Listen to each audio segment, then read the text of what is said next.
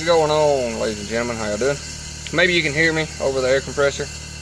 I've got it building air. It's going to be a quick little video about air shifters and how to use them with the Holley Terminator X. Air shifters in general, I guess. So, I guess we'll just start up here. Like I said, sorry for the compressor noise, but I'm kind of in a hurry, so I'm letting it build air. So, in here we got the M&M shifter, 3-speed, forward shift pattern. And it's got a little solenoid down there, little air solenoid, whatever. So to make these work, and this should apply to all pneumatic shifters, you will need, of course, the air line. You will need this MAC valve that is a ground power. I've got this one run to a 12-volt power source that comes on with the key, and then the other one, the ground, is ran to the Holley so the Holley can control it. I'll go to the back, show you that set up in a second. Got the air line ran, like, you know, through the console there, and a little hole right on through. And it is ran to the back here. Like I said, I've got it running now. Build pressure. You do not have to have that big of a tank. I actually bought this small tank to originally do it, but things happened and things are about to get out of hand, but that's another day, another time. Air valve, or pressure switch. Then this is my regulator. I've got it set at, I think, 85 psi. So air comes out through the regulator, out the air line, runs around up to the MAC valve. This line goes to that, which branches off of that, goes to the craziness we're about to do. But I mean, pretty well that's it. All you need is a compressor, a tank. You don't even have to have a compressor, just a tank that you can air up with an air compressor. And these shifters, I think, take between 80 and 90. So, I mean, it barely uses any. I'm gonna let it get up here.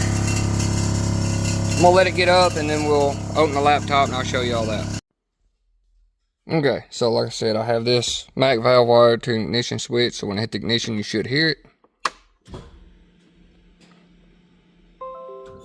Or not. Let's see, let's download from ECU. Okay, so once you got it, I just pulled what was from the ECU. So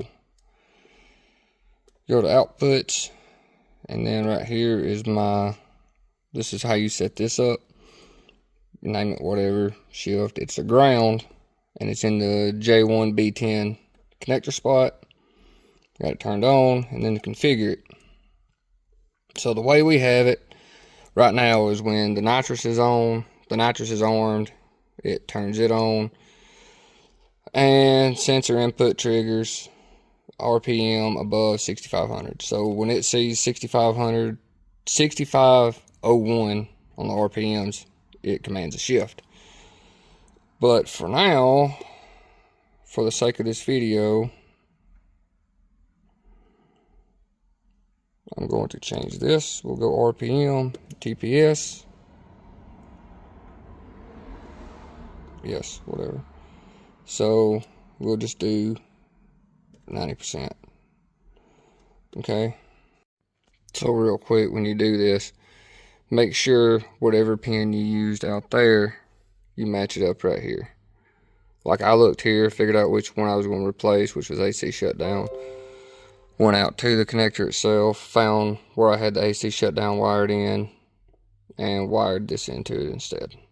So yeah, just make sure everything matches up with that B10, or whichever one you decide to use, as long as it's an output. Okay, my laptop's trying to die. So once you get it set up in this one, you'll come over here, basic input output, no, pin map. Yeah, you'll come to pin map. And then you'll go to outputs. I had to take my AC shutdown out. That just shuts the AC off when you're wide open throttle. And I'll remember to turn the AC off. I always do. but you just click and drag. It clicks and drags down here or up here. So it'll be like that, and then you just pull it right down here, and Bob's your uncle. Send all that to the ECU, and then like I said, I have mine set up here. Outputs.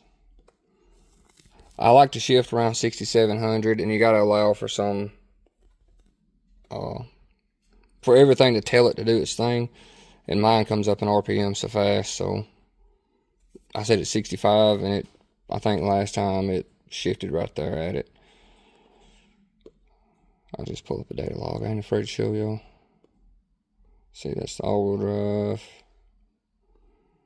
We'll go here with this one. So we'll watch RPM. That's where I pedaled it, I think, yeah. Pedaled it, rolled back into it. And being on a smaller shot, it shifted 6300. It short shifted. But then that 1-2 shift, or the 2-3 shift, was 6698. And it's set at the same 6500. So